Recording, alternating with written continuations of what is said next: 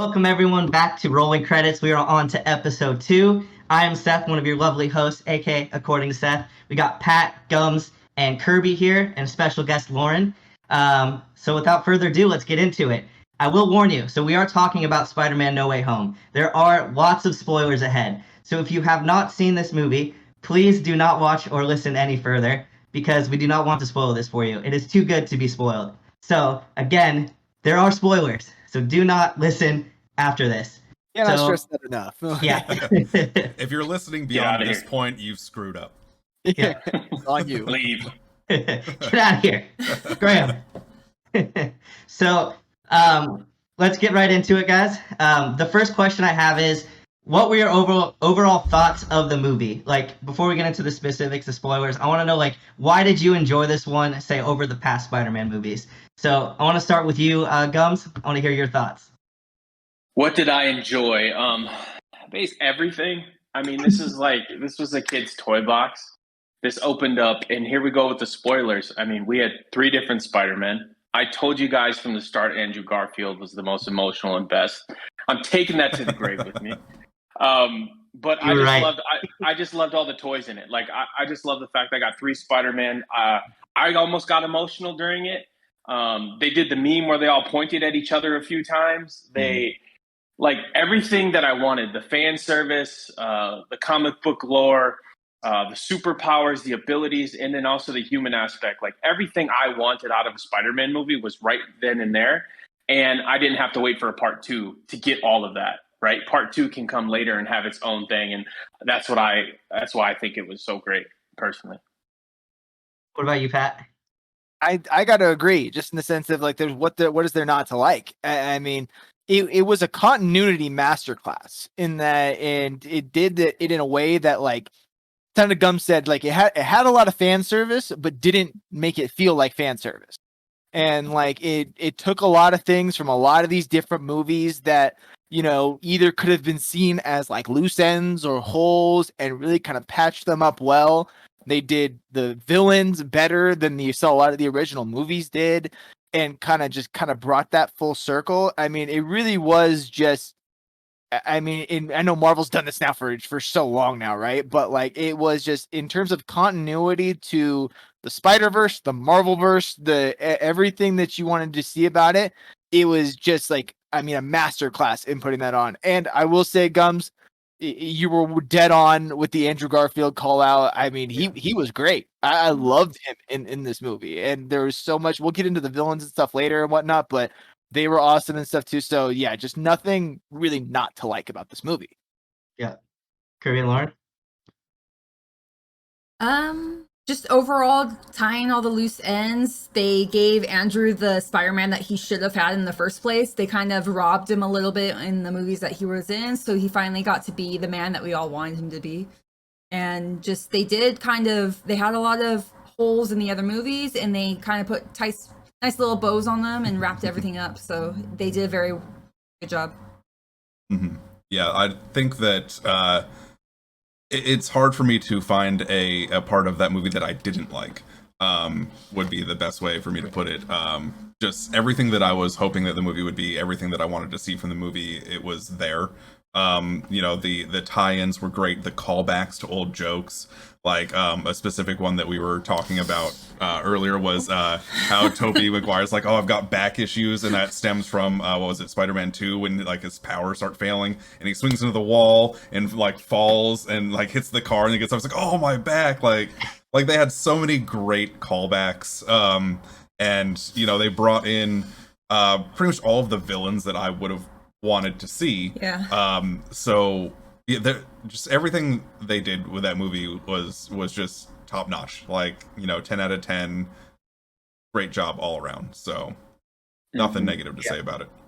I can honestly say it's my favorite Spider-Man film and probably my favorite Marvel film. I just, like, kind of to all of your guys' points, Garfield was amazing. I just thought, like, it did so much justice for those characters in those movies, where this movie kind of felt like a complete trilogy. Like, those movies were part of this universe, and it felt like it did them all justice, and all of their arcs, it just felt like it all led up to this one moment. Yep. And you can totally see that too with like Tom Holland. Like all of his movies were him learning to become like a better person. Like you see him as a kid, and then in this movie at the end, you see him as like a full-on adult. Like he actually looks, he acts, and he just encompasses like being an adult Peter Parker and Spider-Man. And I always pictured him as that kid, and it just felt like a true send-off to all of the Marvel Spider-Man characters that we've had.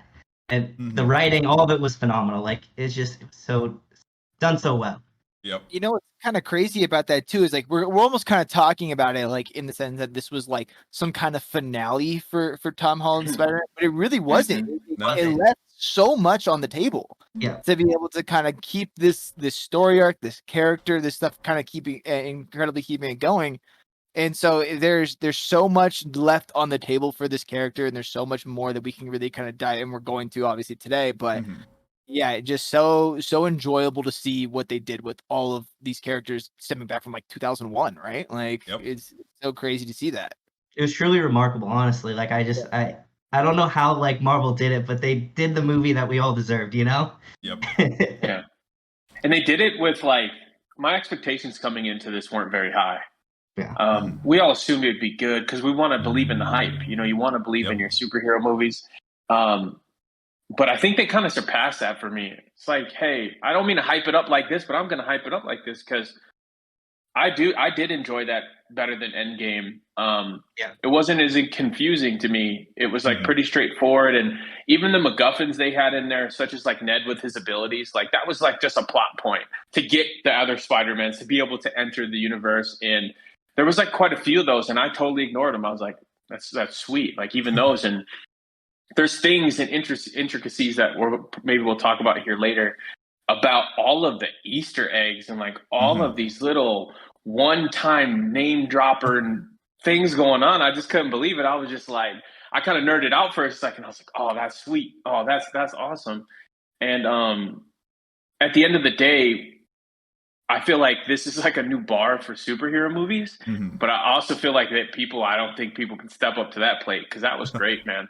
I tweeted at Andrew Garfield. He didn't tweet me back, but I've only sent 50 tweets in my entire life. Yeah. And I tell you what, that was one of them. But that's what I had to say there, man. That's crazy. I was gonna say, I hope they bring that writer back to do future films because, like, definitely. Yeah, I actually did read that he is going to do Fantastic Four, which is going to be awesome. I think. Finally, Yeah. a good one. Finally, They a good keep one. like Talk about a series breaking my heart. right? Like a series that really needs something a little bit like rejuvenating. But Gums, kind of to your point there a little bit is that, you know, in terms of expectations for the movie, I think when we have a film that we know going into it, I think we all knew going into it, it's like there was going to be a lot of fan service in this film. That was kind of a lot of the point of it. They teased all these old villains and stuff like that. You're running a big risk of it being super corny. Yeah. And that was my fear as well. You're like, if you don't do this right, it doesn't hit. It comes off like forced. It just doesn't work. And like they just did it so well that's I think why it just blew the doors off of everything we expected. It was like just a way to really kind of tie this whole thing together without it falling flat on its face. Because I kind of was afraid that it was going to come off corny. Yeah. And they weren't going to tie it together well. And they did it great. I get that. Like Toby's was a little campy and kind of like cartoony. I feel like this is more, in a sense, realistic as Spider-Man can be, but it gave him more of an adult role. And the villains were villains, not these jokes. So the jokes that they did bring up were more smooth and they weren't forced. So a lot of the movie was not forced. It was just really well written. Agree. Yeah, even the villains were probably the best improvement because let's face it, Andrew Garfield's series sucked because of the villains were so corny. Yeah. I mean, really, that's what ruined it. Like the CGI and the corniness of all the villains. And I gotta say, like Jamie Foxx villain, he still rubs me the wrong way. The Shocker was like you didn't wreck the movie for me, but they should have wrote him a little better. And I don't know how much of that was Jamie Foxx. I don't know how much that was the writing. Yeah. But he could have been so much more better. He was running his original Shocker stereotype, and I was just like, damn, like that's still pretty corny. Like you could do way better than this. But the other villains, like Defoe, like he was just taking blows, and I was like, that's how the Goblin should be taking those hits and laughing and smirking, and like he was just. And like, so the other villains were really great. I did have an issue with the Shocker. They still need to fix him a little bit. But Jamie Foxx is a mega superstar. He had way more lines than he should have even. So that's probably where that was about, So She thought that this Shocker was phenomenally better than the original one that he was in. For sure. True. I hated him in the first time around. Yeah. So like even anything in improvement was like a W for me. Like I know it could be better, but I still thought it was a W. Yeah. So since we're going into the villains, I'm gonna pause you real quick. We're gonna skip ahead to this part. Did you guys have a favorite villain that like stood out to you? And for me, I'll start off because it kind of, Gum's bringing up Green Goblin. He for sure was my favorite. I just think like Willem Dafoe is absolutely fantastic, and I thought just it did his character so much more justice in this movie. And I actually read something really cool that Willem Dafoe only wanted to take on this role if he was able to do the stunts himself, because he wanted to actually be the character and do it justice. So all of the stunts you see, like the fighting at the end, that was all him, which like is just next level for me. And the menacing, him taking blows, getting back up, he plays it so well. So who stood out to you guys the most? We'll start with you, Pat. I think for my favorite one out of there, I think I really did like Doc Ock's character. I thought that the initial interaction of when he comes into the film with Spider-Man, like up on the bridge, I thought that was done super well. It kind of initially just creates the universe's confusion really well, and then just sets up this redemption arc so well, and like just it kind of also vindicates that character, just of being able to show kind of why he was the way he was initially, just with like the broken chip in his neck kind of thing, and then being able to really bring him back into life. I really liked him. But yeah, I think I'm gonna have to go back in and say I did like Jamie Foxx's character a lot more, just because I think a lot of that for me is that I hated his original one so much. So I think it's a bit of a trade-off that I just hated the way they did him in Garfield's original movie.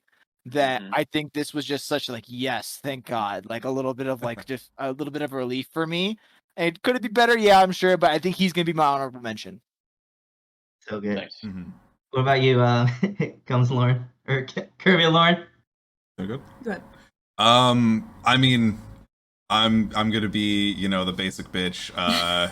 Willem Dafoe, Green Goblin. That was just top tier for me. Just the way he really just had that look in his eyes, like in his face, like that madness was there, and like you could really tell he played that part so perfectly. I mean, to be fair, he played it very well originally as well, but just the way that he came off in this movie was just spot on, perfect, like what I would expect to see from a Green Goblin. Like he just did such a great job with it. Yeah. I'm going to have to go with Goblin as well, but it goes back into the whole who they chose for Goblin. So it wasn't as far as the Goblin character as much as the performance, because I mean, William Dafoe brings that Shakespearean, expressive. You need someone that can flip the switch, can kind of, Dr. Jekyll and Mr. Hyde, Mr. Hyde, like just 1 second be whatever, and then just the expression he has in his face. And then kind of to go off a little off subject, but the whole cast was like Oscar winning people in other roles. So who they casted for this in the whole series just kind of built it up. So, I mean, I have to go with William Dafoe, just his performance in every movie, but this movie especially. Those facial expressions were like huge. I mean, you could see the character in his face every time he was on screen. Yeah. And when he switches, you can tell like, okay, this is now the Goblin because of his curly, grinchy lips, and like you could tell that he's actually a different person. Yeah. Going back to you, Gums. I know you already said Green Goblin, but I mean, 100%. Like he made that movie. He pulled that movie forward. It definitely is him. And I think I also think Sandman played a decent role too. One that's not talked about. It was an emotional role. It was one where at first he was like, "I'm with you, Peter. Let's fix us." And and then he got cold feet, and then he got backed off. betrayed. Well, that's what he felt like, right? Because it was really Jamie Foxx talking him into running around and saying, "Hey, I don't want to, like, we're normal, we're okay, we don't need to be fixed." And all of a sudden, Sandman was like, "All right, man, I'm with you." And then, you know what I mean? He wasn't really evil. I think Sandman was the most human of them all. And it's just weird because he was just like, "Man, I'm a sand. Like, your electricity, that's pretty cool. You're a goblin, man. I'm saying I need to see my daughter. Like, I got things to do today." So he's my honorable mention. Yep. I agree with you on that one, with him being kind of the most human, in that, like, he was more of the villain in this movie that seemed to like, I'm just looking out for me, buddy. I don't care about all the nonsense you guys got going on. You're trying to save the world, all this BS. I'm literally just looking out for number one. And sometime at the beginning of the movie, he was like, "Hey, Spider-Man, help me out here. What the hell's going on?" At the end, it's like, "Hey, man, you can't help me. It's just not." So it really did kind of humanize that character, and it almost didn't make him feel like as much as an overpowering villain as just more of like a guy who is like caught up in this mess, which is a really cool way to view that character. Yeah. Which Aunt May was trying to say the whole time about all these characters and these Sinister Six, quote unquote, right? Is like, they're all just humans suffering from something, and you can help them. Yep. Right? You can do this. So, well, and to that point, and I really liked when one of you guys brought up the Chip and Doc Ock's neck. I like that they humanize all the characters. Like, it was just something else that was controlling them, that they still had a human part in them, a good part. And I really like that whole aspect of them digging into that, seeing how they could help and fix them, because they all wanted help initially, Yep. Yeah. We're all lost birds. We just need our mama bird to help us. Yeah. I'm something of a scientist myself. I love that they brought that line back. That was perfect. So many ones there. Yeah. So speaking of that, and the lines and that, was there, what were some of your favorite moments from the film? Do you have like 5 moments that really stood out to you the most? We'll start with you, Gums. 5, that's a big number. There's enough. Okay. I mean, there's definitely enough. It's just like, now I got to think of them. So my top one, 100% with no remorse here, is when Andrew Garfield caught MJ, and like that got me. Like, I had to look to the right. I tried to look at you, Seth, in the theater. Like, I know. Yo, that got me. I don't know why I got so emotional over that. Yep. And then he got all emotional, and he was just like, oh man, like I saved her. I did it. Like, I actually saved somebody. That was like my top one. Great moment. Another top moment for me was I think Ned's grandma, and I say this because, like, she served really no purpose in there. But she was just hilarious. Oh yeah. Right. And if I'm understanding this, I think, somebody correct me out there if I'm wrong. I believe she's Filipino, right? So, or at least I know Ned in real life is, right, his real life persona. So I wonder if she was also Filipino. But I was just cracking up because she was just saying the most grandma shit ever. She was just like, "Hey, can you get that cobweb? Hey, y'all gotta clean up, like, all right, I'm in my moo-moo, I gotta go to bed, And I think that was huge. I think when they all got together and they started really talking to each other, and said, "Hey, you are amazing," and he's like, "I just fought a rhino in a metal suit." And it kind of like plays on how bad his enemies were and how like corny they were.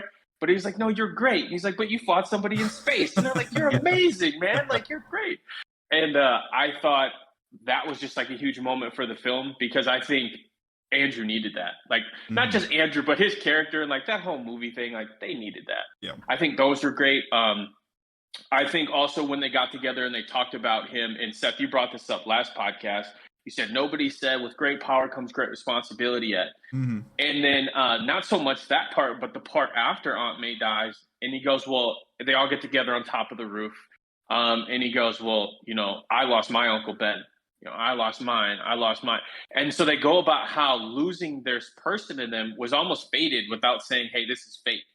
They go, this is what has to happen to you for you to go over the next hill and the next boundary to be who you must be.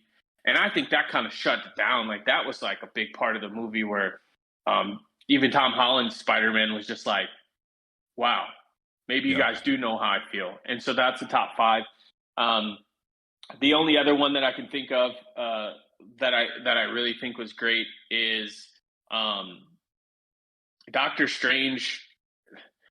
Doctor Strange's scene in general, but mainly when they do the geometry. Like, Oh, yeah. Yeah. I think, great. and that's in tie for league when they start doing the cures, because it actually shows how smart these Spider-Men are. Especially Garfield's character is probably the smartest, right? Because like he's like, yeah, I can make a cure for lizard, whatever, no problem, done it before.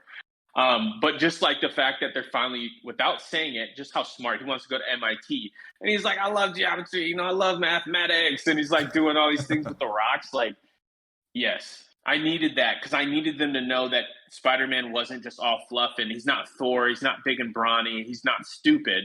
He's very intelligent, and he's doing all this stuff on the fly as like a 17, 18-year-old kid. So those are probably like my top 5 that I could come up with. Yep. Long-winded, sorry. Oh, good. Great moments. Yeah, they all were great. I guess we'll go with you, Pat. Oh, okay. Number one moment for me, I think, was just I don't know why I cracked up at this line. Andrew Garfield saying, "Hey, are you gonna swing into battle looking like a cool youth pastor?" Yes. I thought that was fucking hilarious. Oh, that was so good. Yeah. That was amazing. I thought that was fucking great. But yeah, so I think that really stood out to me as my number one. Just because I thought the line was funny. You talked about scenes getting emotional. I mean, Aunt May for me just really kind of like that one really kind of hit me pretty good. I was like, damn, like that really kind of hurt. And just that whole scene, the way that transitions into that roof scene presents a little bit of other stuff about like just about how each character experienced loss, but also how like the universe is different than in and of themselves. Like, this is a kind of a weird random question, but does Uncle Ben not exist in Tom Holland's Spider-Man universe? Like, he was passed away happy. before it started. Yeah. yeah, Yeah. but like Yeah. it's just kind of one of those weird things because you talk about like Tobey Maguire talks about losing Uncle Ben. Well, yeah, Tom Holland did too, right? So like, but like that obviously was never seen on screen, so it kind of makes it a little ambiguous in and of itself. That of like experiencing loss in their own weird way. So I don't know. I kind of was thinking about that last night, but within and I think number 3 for me is gonna be the Statue of Liberty like Spider-Man therapy session. Like I thought that was great. Talking about Tobey Maguire when Tom Holland asks him, "So does the webs shoot out of other places?" Yeah. Like, I thought that was We wanna freaking know. great too. Like all that I thought was incredible. I really liked the Doc Ock scene on the bridge early on in the scene. The way that set up a lot of the villain character arc in like kind of that weird multiverse thing and the confusion of how of like who is this guy, and then Doc Ock being like, who the hell is this guy, and just kind of creating like that knowledge where it's like Doc's super smart too. He knows what nanotech is and understanding how that relates into this and how that kind of. I thought that was a really well done scene. And then see, what was my number 5? I gotta say, I think Doc Ock and Tobey Maguire on the bridge, like seeing each other when he's holding the arc reactor too. It's kind of like a cool little callback. Like just like little things like that. I thought did the movie a lot of justice. I really loved those scenes, and I like provided some comic relief as well as just great, continuity structure to this film and all of the other films. Great call-outs. Yeah, Kirby and Lauren, what about you guys? Okay. I think one that I'm actually surprised has not come up yet was seeing Matt Murdock. Yeah. When he catches the brick that comes through the window, and Spider is just looking at him like, "How did you do that?" He's like, "I'm a really good lawyer." That was like that was like one of the moments like just in the theater where people were just like cheering, like everybody was so happy seeing that. I think it was a great moment. One of my favorites of the movie is when they're on the rooftop. They just found Tom Holland after Aunt May died, and MJ's like, "Oh yeah, there's some people here," and like the camera pans up and you just see Toby and Andrew just like perched on top of like that building in like just silhouette. Like it's such a cool moment.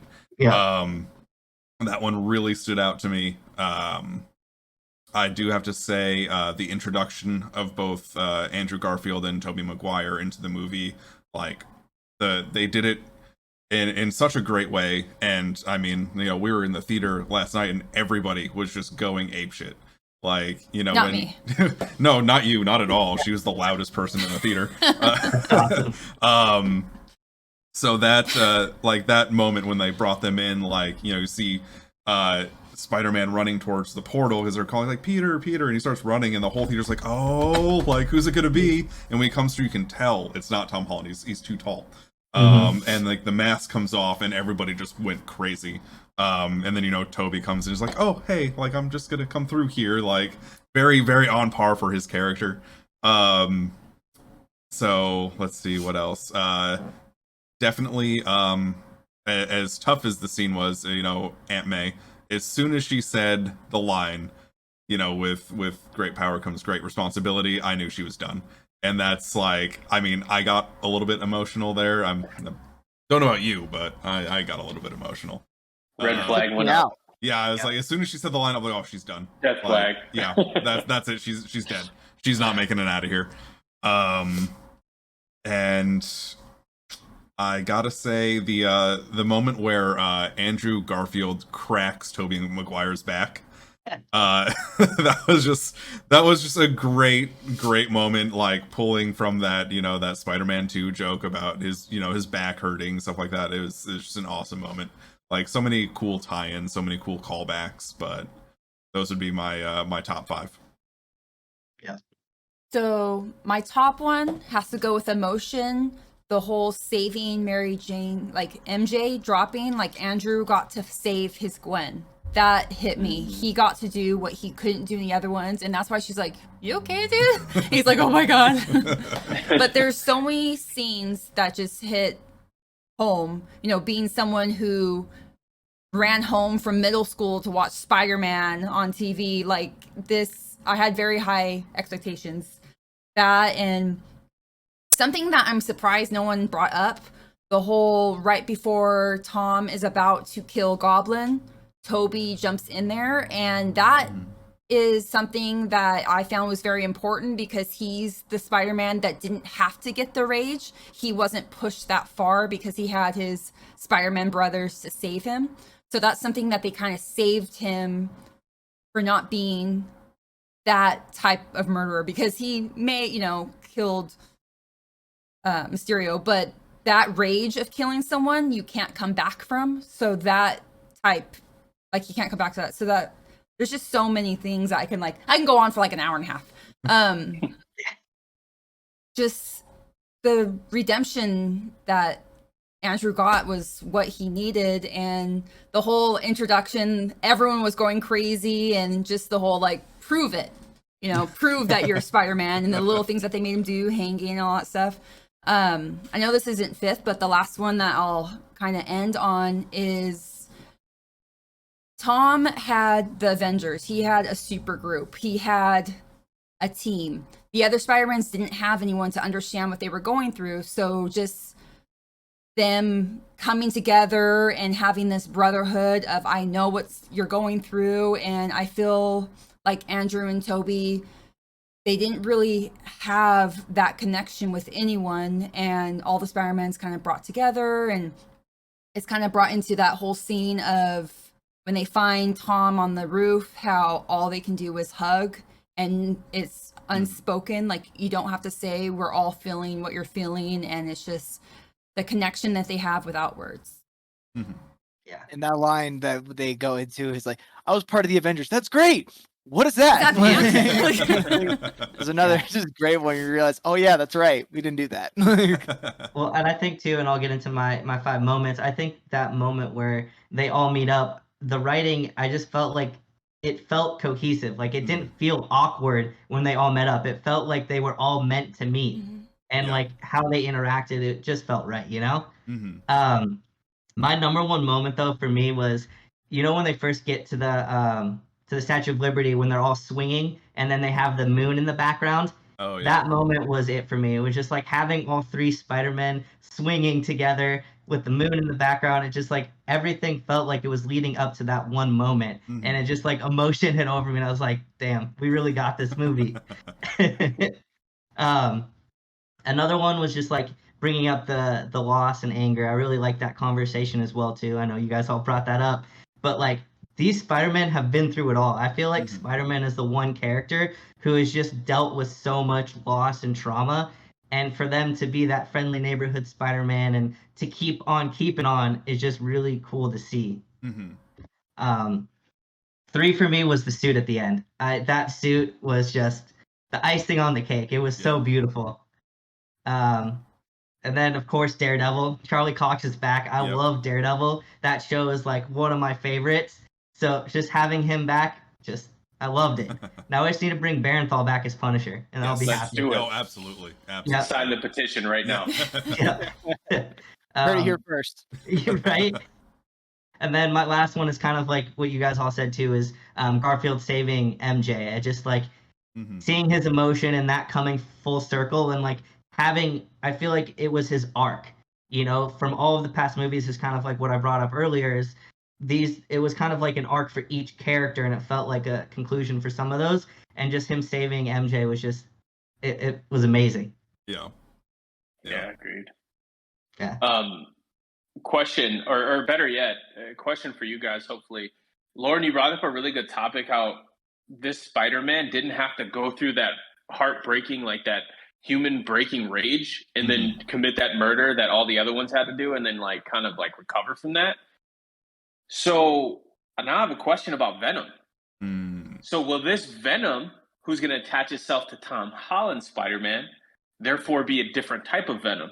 As we see with Tom Hardy's Venom, he's not like as crazy as is in the comics. In the comics, he's more like murderous and like he wants to destroy stuff. And Tom Hardy's is more kind of like a comedy skit. I don't know what they were thinking with that, but because he doesn't have that rage, will we get a Venom that is more conducive of helping Tom Holland to fight greater foes, instead of him having to have this movie where it's Venom versus Spider-Man the whole time? Well, that brings. Oh, go ahead. Go ahead, Lauren. I was gonna say, so yes and no, because everyone, it doesn't matter who you are, has that rage deep inside of them. He just doesn't know. So maybe the fact that he lost every person who knew he was Spider-Man, and he is more alone now than he has ever been, that could also push him over the edge. So just because he didn't have that traumatic rage doesn't mean the rage isn't deep inside of him. But I do think that it is going to be a different Venom than we would have expected, because he doesn't have, he wasn't pushed to that point. And I think that's very important, because that is kind of the moral dilemma that all the other Spider-Mans had to go through. Like, I was pushed to this, what am I? And I believe Seth brought it up where he still hasn't done, I don't know who brought it up, he hasn't fulfilled the strength of Spider-Man. He hasn't been pushed to that. So that is also another thing. Maybe the other Spider-Mans had to be pushed to that rage to do what they need to do. And he doesn't have that. So it might affect him in the end. Great point. Yeah, I'm kind of like, I'm kind of going back and forth on this one too, because I get what you're saying about like this symbiote being more like directly attached to what's going on with Tom Holland's character, but I can't also get out of my head of the idea of maybe does Eddie Brock exist in this universe too? Maybe we don't get that tradition, the symbiote attached to Tom Holland. Do we get like just a different Eddie Brock? And I think maybe that's also me hoping that character does exist, so they do a better job with it.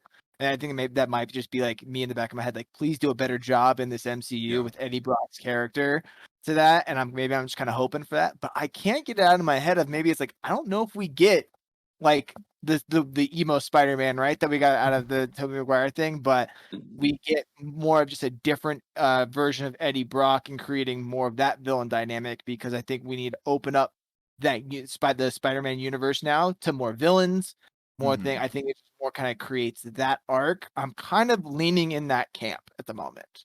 I agree with you too, because it doesn't seem like Tom Hardy's Venom is going to be in this movie, because it's just the symbiote left behind. So I would assume that there is going to be a version of Eddie Brock in this universe, but I also don't think that Venom is going to be the next villain.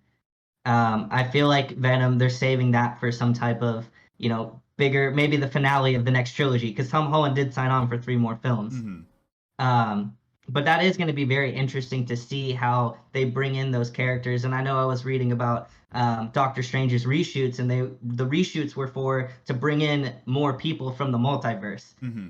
So it's going to be interesting to see how, I guess, they move forward with that, which I guess we can skip ahead to this question. With the end of Spider-Man, like, and it feeling like a complete ending. What were your thoughts? Like, what do you think is next for the Spider-Man character? And we'll start with you, Gums. What's next for him? Probably some team ups. It seems like Marvel loves to team up.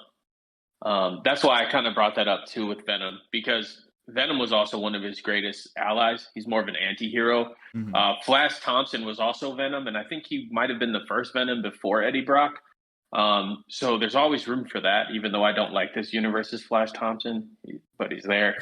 I think what's next for him, and kind of how Tom was feeling, is that like Spider-Man's now going to go on a journey where he's maturing. They purposely brought him to MIT. They purposely started college. They want to actually mature this universe in dialogue, in what's going on, in situational boundaries, in emotion. They're starting to mature it, and they're getting him out of high school, because we've been in high school forever. It's like, feels like 30 origin stories. It's like every time you do Batman or something, it's always a darn origin story. And I'm ready to see, not just the Sinister Six, but I'm ready to see Spider-Man conquer other things and be a part of that amazing world and team up with the Avengers more, or have him being sent on different adventures. And I'm ready for that. Like, I want him to get out of this just basic origin story of what we know, the Hobgoblin, the Green Goblin, all of that stuff. On another note, cool Easter egg before I ended here, Ned's character was actually supposed to be, quote unquote, they say, hey, I won't be a villain. I promise not to kill you and become a villain. Well, in the comics, Ned's character actually is the Hobgoblin, right? It's a big controversy over it, but he's the Hobgoblin. So it's like all these little things that come into play, like they're going to mature this universe probably for a little bit older audience, which will allow Marvel at the same time to increase the amount of, like, now we can have Daredevil, who's a little grittier. Mm-hmm. Now we can bring back the Punisher, maybe Kraven, who's a little grittier. Blade can now be grittier, and I think that bump up to a little bit past PG-13 is what's needed, and I'll end it there. Mm-hmm. Yeah. What about you, Kirby? Kirby, Lauren. Too many people on here. I know. Really. So what's next for Spider-Man? I think that, like, I agree. More team ups are coming. And at some point in this next trilogy that he signed on for, I think he's going to be pushing to kind of reverse the spell, and find some way to get back into the lives of the people that he knows, the people that he loves. Looking at the the end of No Way Home, he goes into the diner that MJ works at. She's still wearing the Black Dahlia pendant, and they have that moment where they're just kind of like looking at each other, and like you can tell like there's something there. I think that they're really going to try and explore that aspect of things. Like, he's not just gonna, he may want to let it go, because they have that scene where she puts her hair back and she's got the band-aid, and he's seeing like what his influence on their life is. Like, that's just a physical reminder of what he brings to their life. But I think that they're going to force them all back together at some point. But yeah, I think that he'll have some team ups, but I believe a big part of the story is going to be him finding his way back into the lives of his loved ones. Yeah. Well, to kind of go with Gump, so Ned, he swears he's not going to be a villain, but that Ned doesn't know that Peter. So he could still be the Goblin, and he's not technically, his best friend turning against him, because he doesn't know that they were friends in a previous life. So that part of him is gone. So he could still be a Goblin in other features. And then there's the whole everyone that got sent back knows what happened. They sent back these villains. They redeem themselves. They have a better life. They don't die in the next version because the Spider-Mans know. Andrew knows about multiverse. That opens up the whole, if they know it exists, they can bring themselves back to Tom. They can help him. So it leaves a lot of open things. And also Tom Hardy's character, he knows the history. He brought the history home with him. So there's so many openings for something to happen. And to kind of go back to Kirby, it's the whole like dilemma. You know, Tom, he goes into the diner. He's about to confess everything to MJ and start this over. But it's the whole, do I do the bigger thing and keep myself away from those I love to protect them? But he's also now alone. So I feel like he's going to have to fight with the whole, do I do what I should do to protect those that I love, or try to win their hearts back and try to get that connection back? And it goes back to a different movie, but Dracula, like, I will always find my person. Whatever life this is, like, if they have that connection, they will always be drawn together. So there is definitely a lot of openings, and the whole Venom left back, you know, little stuff. We don't know who the bartender is. You know, that's going to link on to the closest person to him. We don't know who the bartender is. That could be someone very crucial to any future stuff. And then Could be the Beetle. Yeah. On my last little note, I'll start with the whole Daredevil. He's linking so many things. He's linking Hawkeye. Like, there's so many links that they're opening up these paths to all these other like team ups or meetups or whatever, this collaboration. So I was super excited to have Daredevil in there because he just opened the door to so many different things that could happen. Yeah. Really? Pat? Yeah. So like it's kind of, just because I know we're all gamers here to a certain degree, right? That kind of the movie kind of ended too in a way that kind of almost set him up a lot of like kind of how the first video game was kind of existing, right? Dude's got his own apartment, he's monitoring police comms, he's like, that's kind of like just his stick, like kind of thing. It kind of, he's not the high school kid anymore. He's more of just the hero, and that's kind of where that exists. So to Gums' point, the thing about collaborations I think is very intentional, right? The reintroduction of Daredevil and Jamie Foxx teasing the idea of Miles Morales and the leaving of Venom behind and all these things. That's way too intentional for that not to matter in the next couple films. And it's too kind of over the top there. And then I'm actually going to go against the grain on Kirby and Lauren's point here on kind of reintroducing himself back in the MJ situation, because I think this kind of opens up that idea of him like having other romantic kind of romantic areas, like Gwen Stacy, Black Cat, things like kind of that come in the middle, and then also how those like story arcs kind of interact with each other in relation to MJ, and kind of how that they all still exist in that universe, how that is all kind of very intentional in that sense. So I think you're going to see just a very different version of what we have with Spider-Man, in that it's so going to be so far gone from just like the kid who's trying to go to school and whatnot. It's like he's just going to be actively Spider-Man 24/7, like, and just really kind of how it interacts with these other call outs they did with heroes and villains and stuff throughout that movie.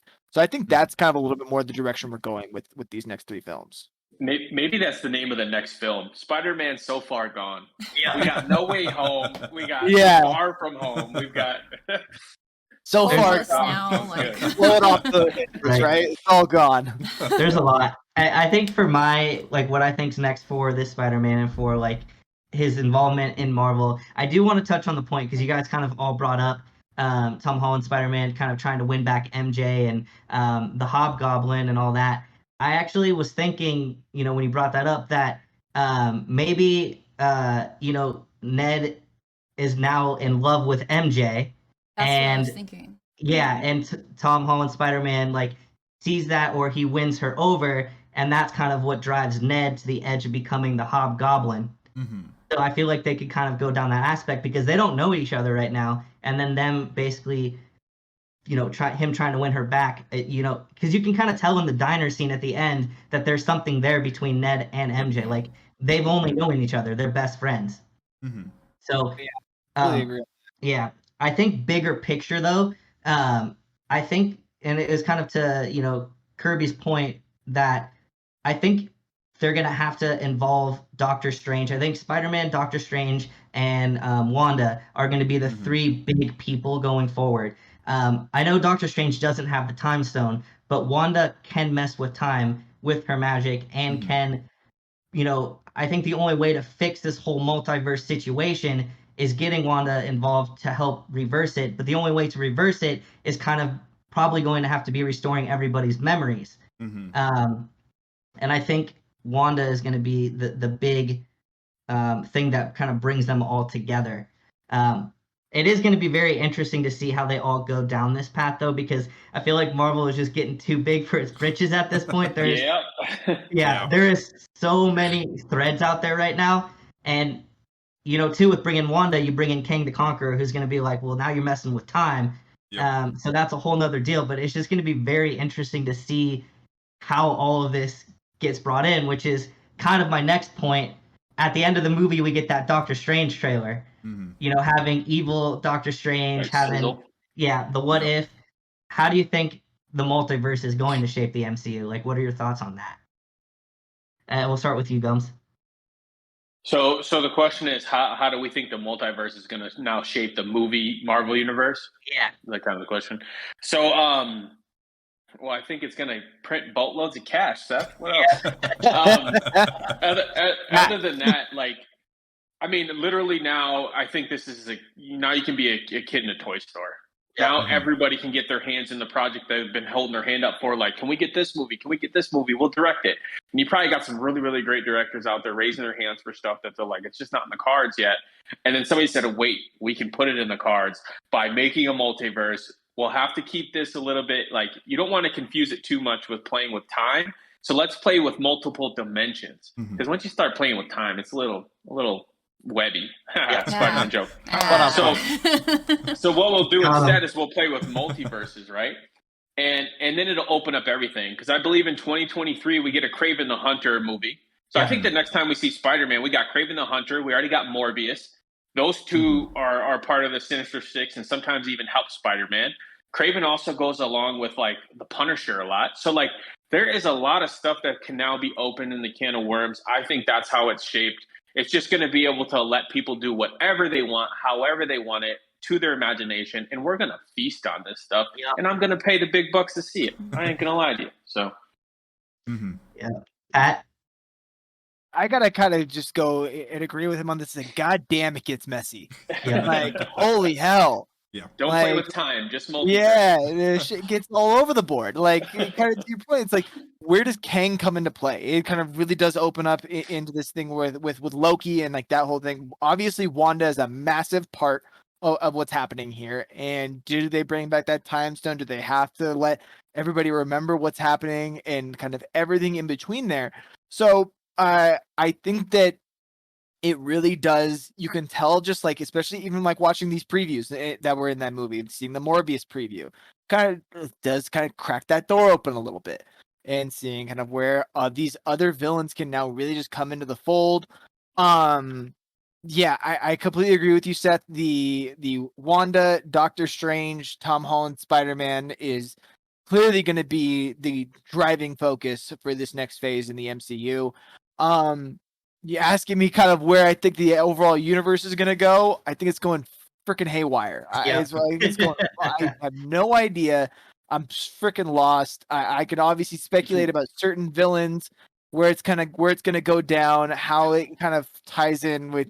I don't know where the hell the Eternals are falling in this now. I don't know where the hell anybody's going to be. It's just they're throwing darts at the wall, and I can't seem to figure out where they're landing. So I'm in the camp of I'm confused as all hell. So that's where I'm at. But are you enjoying it? I freaking love it. I'm gonna buy tickets to the movie every time. Just it's like that Futurama scene. Just take my money. I'll figure it out later. Kirby, Lauren? I think Galactus is coming. Yeah. That was gonna be my point. I think that, with the multiverse coming in, like, we're seeing so many different threads. And I think that, the way that the MCU tends to work is all of these threads kind of just spread out, web out. Yeah.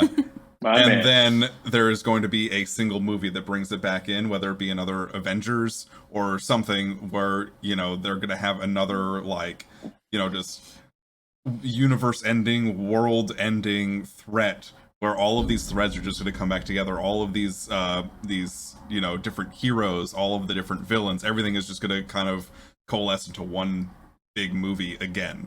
So I think that's kind of what we might be building towards.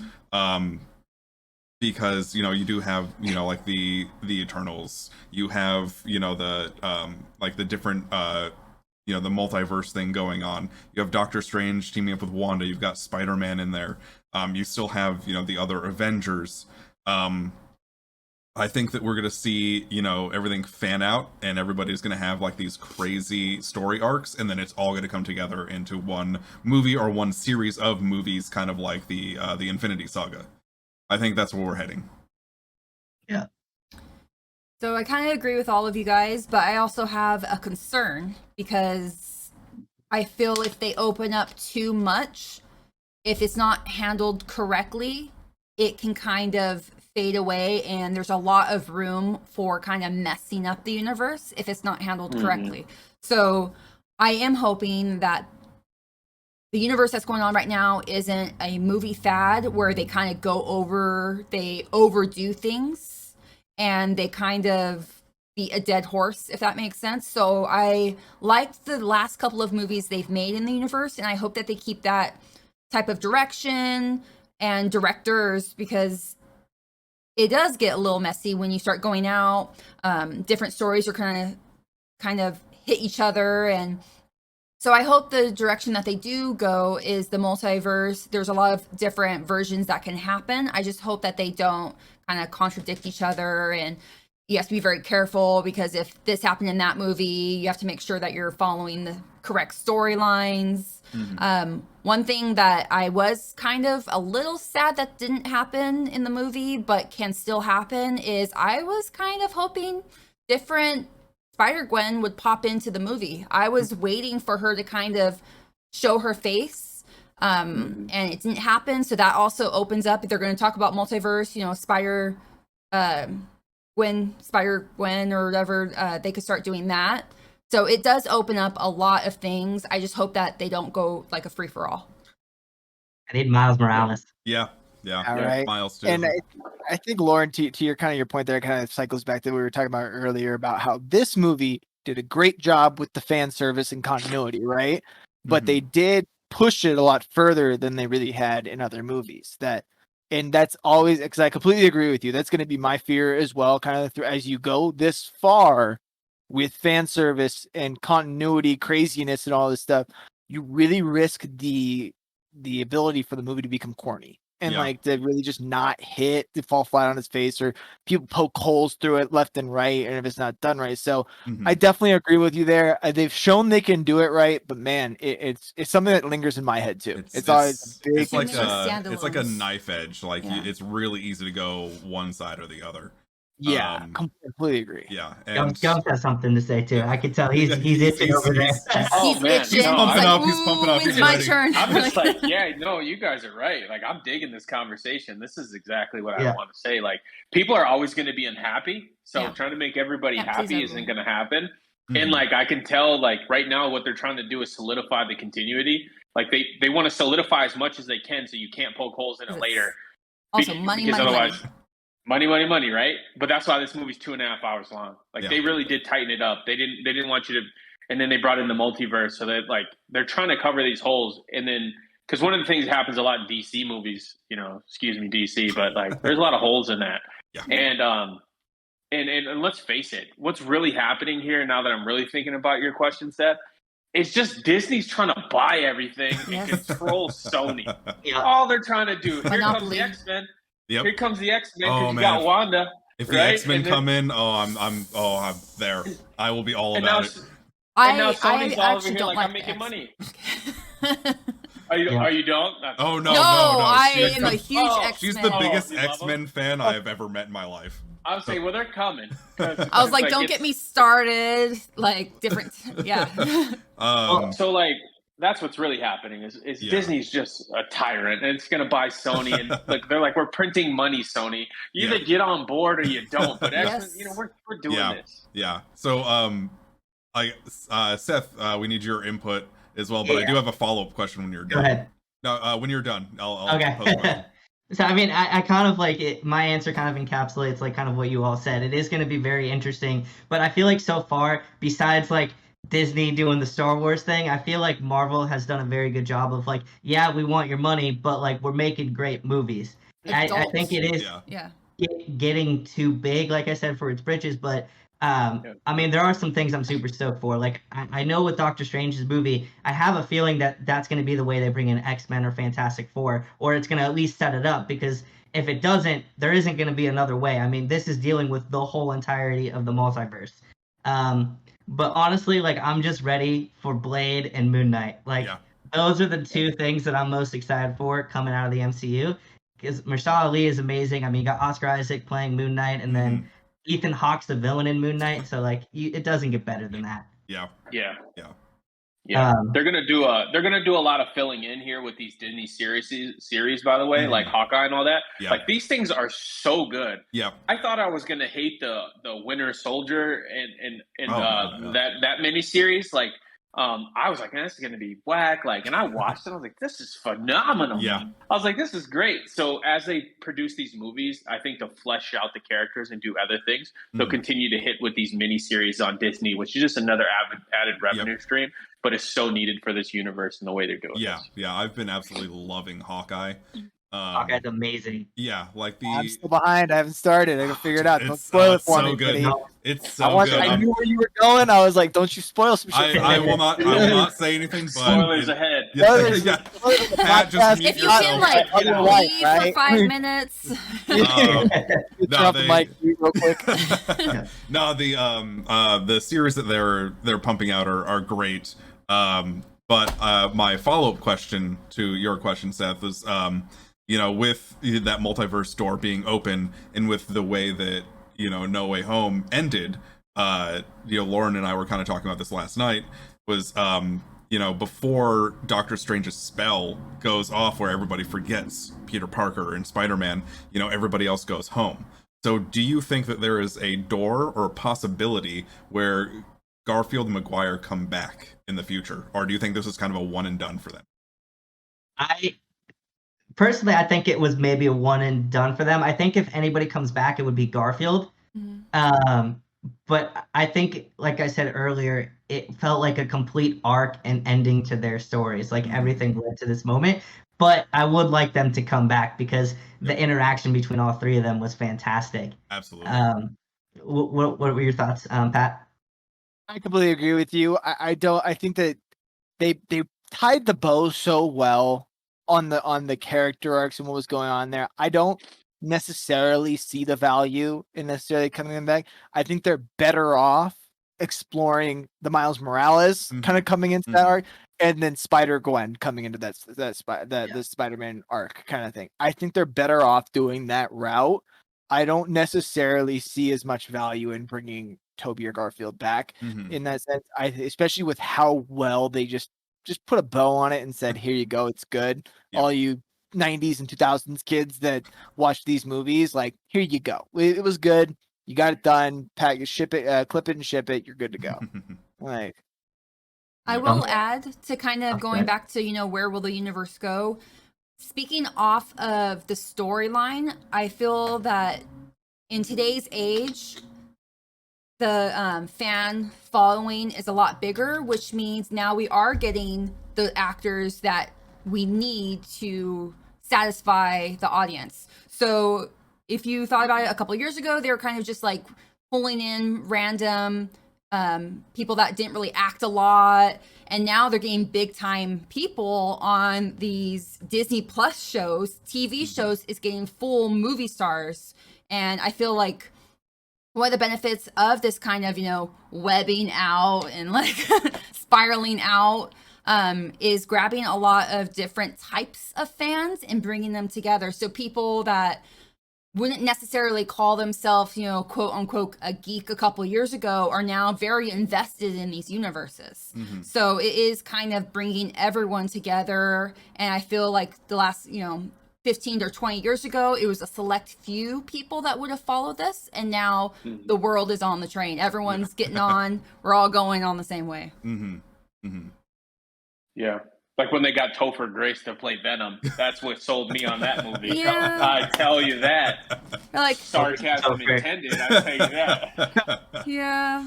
That's the other thing. They brought the correct villains back. Yeah. So Yeah, they yeah. have the The right correct ones, yeah. goblin, and like they brought the good ones back, and then Andrew. So all the good people, and it's like Andrew is the best part, you know. Well, yeah. Yeah, that's crazy. I agree with Pat there, by the way. Pat, I agree. Let's just end it there. It was a really good way to end it.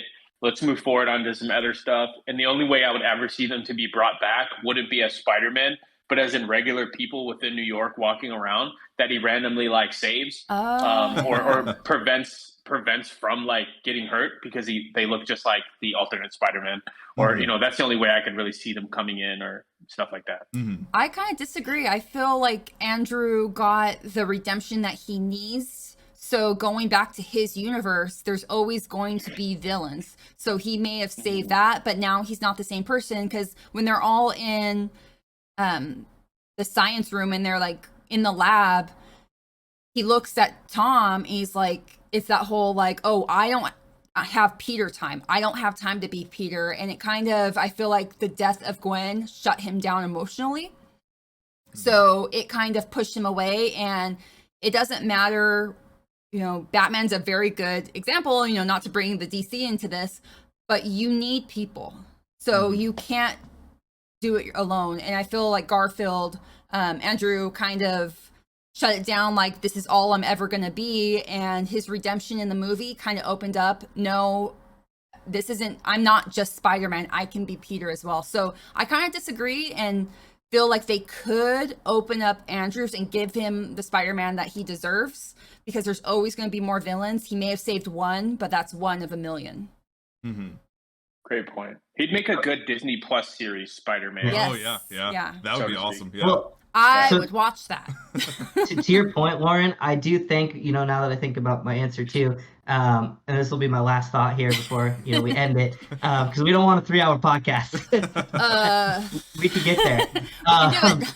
I will say, I think the fact that Tom Hardy's Venom not being in the MCU kind of leaves the door open for Garfield to face off against him possibly. Because Sony, they could kind of go down that path of, you know, we have our Spider-Man and now the MCU has their Spider-Man, and Venom is going to fight Spider-Man. Like that's a known thing at this point. Yeah. But which one? So it almost kind of leaves it in the camp of like, now we're really establishing Sony's Spider-Man and MCU and Marvel's Spider-Man, which is it's an interesting point. it's not a bad thing though. And I don't think. Tom Hardy's Venom does have to exist in one of those two Spider-Man universes, right? Because every villain that they brought back, they paired from like one of the two. They actually paired themselves off in a way. So where does Tom Hardy's character fit in that? That is a very interesting question, I guess. Man. Is he part of that? Is he? And I guess that does kind of crack that door open. I think I'm gonna be with kind of gums in that. I think it's a hard no in Tom Holland's Spider-Man. Yeah.